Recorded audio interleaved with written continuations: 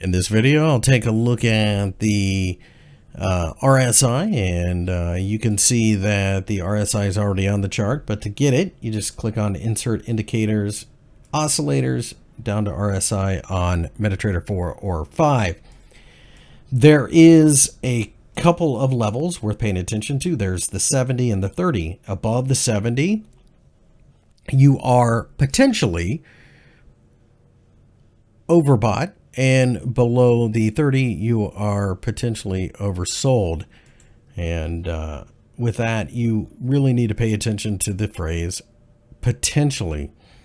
So with that, you can see that once we reach this area, we get into this area here, the market did continue a little higher here on the daily chart, but then collapsed.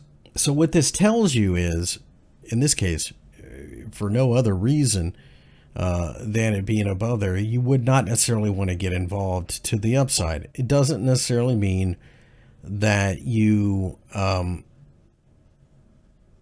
short immediately. You would rely on some type of price action, but you can definitely see how we had reached extreme levels, especially here. We were so overbought it wasn't even funny. We had a shooting star, which is a candlestick that a lot of people would be interested in. Then we dropped, finally got down to oversold somewhere around here. So then you get out, or you at least don't add to a short position. Rallied back up to this resistance, got overbought again. Didn't really get a signal on the daily chart, but you may have like on the 4 or the 1 hour chart, whatever. You can see that we're failing at resistance. We fell, we went oversold here. Don't necessarily buy just based upon that. You need some type of price action. Here's a hammer. That might have been it right there as we started to turn back around. Got overbought right here.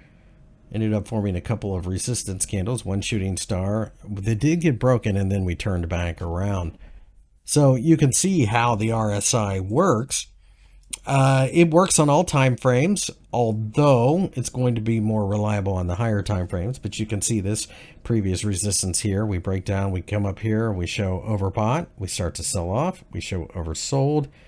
It's not necessarily a buy signal. You don't have the price action to go with it. So probably the best way to think about this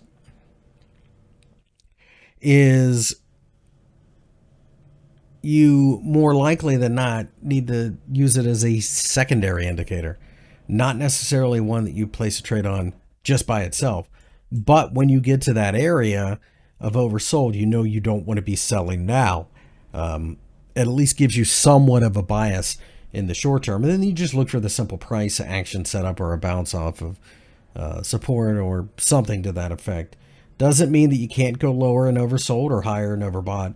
It's just that you're in danger of some type of reversal. Obviously, support and resistance comes into play, but then again, that comes into play no matter what you are using.